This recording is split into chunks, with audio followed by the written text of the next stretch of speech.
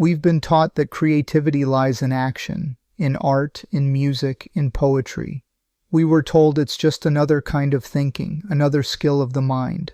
But is that all there is to it? How do we tap into our raw and authentic creativity? Our creativity isn't confined to specific forms of expression. It doesn't belong only to artists or musicians. True creativity is a state of mind, a way of approaching life. It shows up not just in what we do, but in how we do it, in conversation, in solving a problem, in arranging our thoughts, even in how we take a walk. Creativity isn't about the form, it's about the freedom, the playfulness, and the self-awareness behind the action. We might think creativity is just another type of thinking, a simple mix of existing thoughts and ideas, and maybe, to some extent, it is. But is there a kind of creativity that's raw and authentic? Creativity that's revolutionary? Creativity that can't be automated by artificial intelligence? Creativity that's just a mix of ideas and thoughts, holds value mostly in its utility. It's a form of manufactured, industrialized creativity, one that produces an output meant to improve our standard of living and quality of lifestyle, but not life itself. This kind of superficial creativity has its own beauty. It is a form of higher thinking. But it can't truly offer us humans a deep sense of fulfillment. As artificial intelligence begins to take over this manufactured form of creativity, it challenges us to look deeper within, to discover a more authentic, raw expression of creativity. The true source of creativity lies in being playful, because existence itself is a play. Playfulness is not something we learn, it's not something we teach. It is the fundamental dance of life. The wind swirling through the air, trees swaying, leaves fluttering, birds singing their songs, puppies playing in the streets, dolphins splashing in the water, a baby bubbling with joy.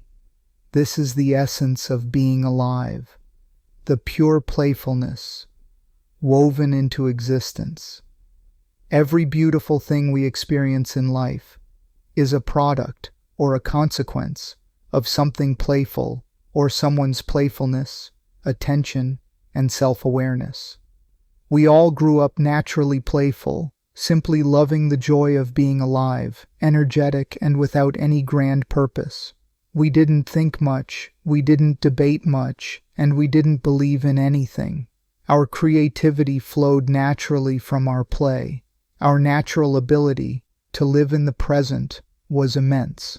Life was happening to us. We weren't trying to live. It just was.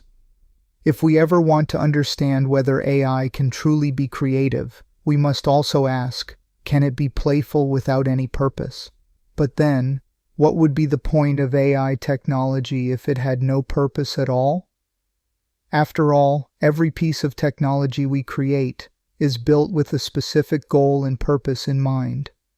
We've always been creative, but as we grew older, especially in our teenage years, we became weighed down by responsibilities we never chose. The education system trained us to serve the economy, while our families, driven by fear, taught us to prioritize survival. This pressure led us to pursue paths that promise stability and comfort, often at the expense of our true, authentic creativity. When we see our family and friends driven by fear, we inevitably develop fear too.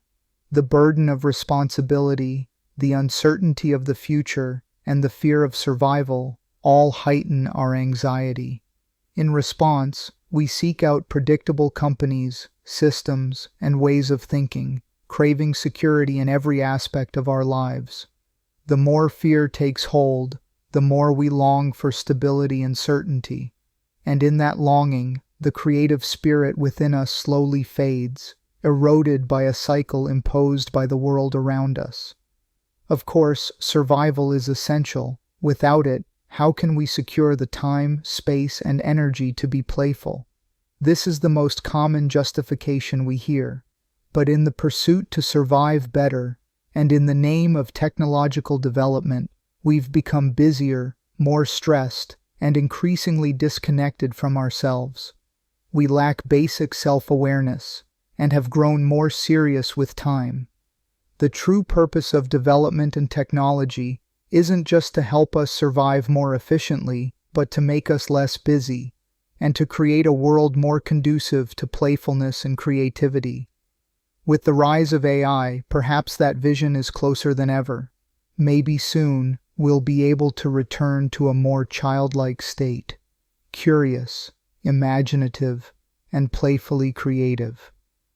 So now, how does one unleash their raw and authentic creativity? We often believe creativity comes from our thoughts, or from someone else's thoughts. But our thoughts are limited by language, and our language is shaped by cultural and geographical evolution. No matter how much we think, or how many books and ideas we consume, it is bound to be limited. There are, and always will be, realms that lie beyond our knowledge. Awareness of this limitation is the first step in awakening our raw creativity. To begin tapping into that mystery which is beyond limitation, we must first reduce the fixation we have with our own limited thought patterns and ideas. Through constant self-awareness, one begins to develop distance from the mind. The fixation fades, and so does the mental influence of society. Deep self-awareness brings you into the present moment. You are no longer burdened by memory, nor gripped by the fear of future survival. You gain freedom from society and its games, and this freedom nurtures your innate playfulness and curiosity. You may start to appear rebellious to the world, but that's okay. You begin to exercise multifaceted, indiscriminate attention, meaning you pay attention to everything and everyone, without any specific purpose or goal. The only intention is to be fully attentive to all that is outside you and all that is within. This kind of deep, indiscriminate, and purposeless attention allows you to absorb creation and its nature as they truly are, not as you imagine them to be, nor as you judge them through your notions and opinions. Through deep, indiscriminate attention, one gains true knowledge of the world, which also builds a foundation for higher creativity. Through daily practice of self-awareness, one begins to rise into higher consciousness and tap into the mystery of the unknown. At first, it may feel like madness, but a creative madness. After all, creativity is nothing but a productive, healthy form of madness. And finally, through playfulness, your creativity is no longer ordinary. It becomes revolutionary.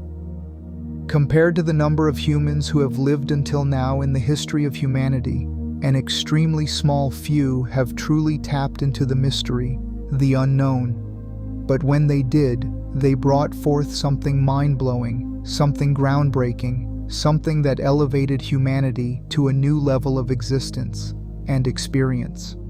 The reason so few could access this mystery is simple. Only a rare few had the self-awareness to remain uninfluenced, both by society and by the unconscious patterns of their own minds. They stayed truly authentic and original. But it doesn't have to be that way anymore. If, even for a moment, you feel inspired now, then it's only a matter of time before you, too, bring something phenomenal into this world through your self-awareness and playfulness.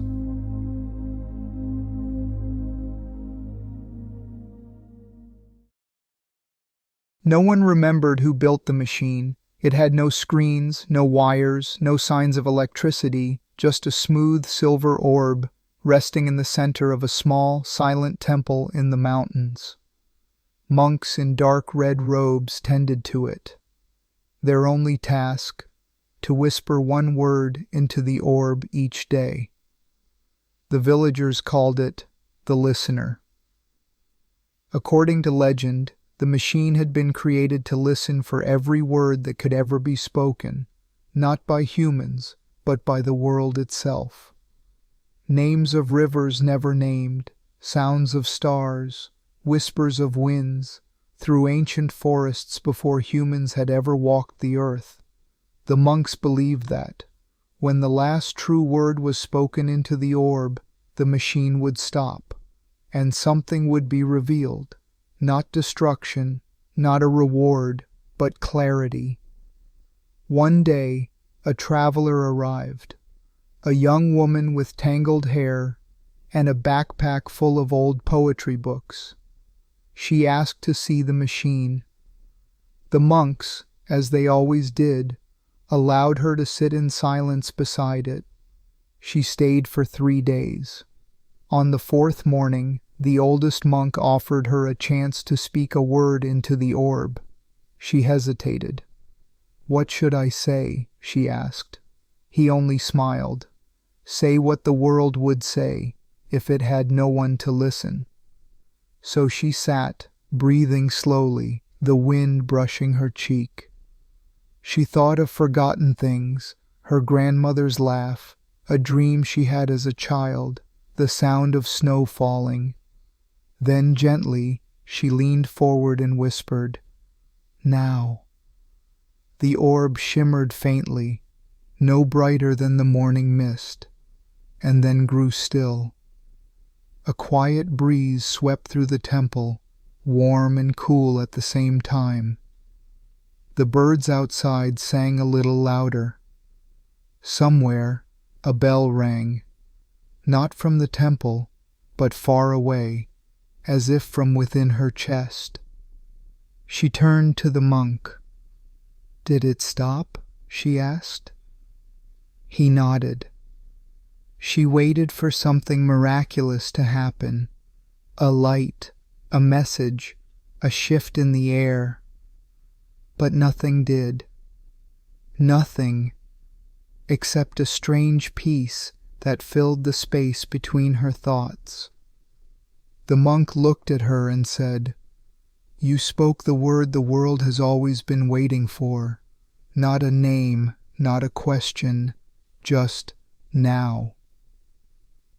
And in that moment she noticed everything, the color of the sky, the soft weight of her body on the stone floor, the scent of earth and pine. The machine had done nothing except show her how much was already here. She smiled. Then she stood, picked up her backpack, and walked slowly back down the mountain. With each step, she felt like the world had already said everything it needed to.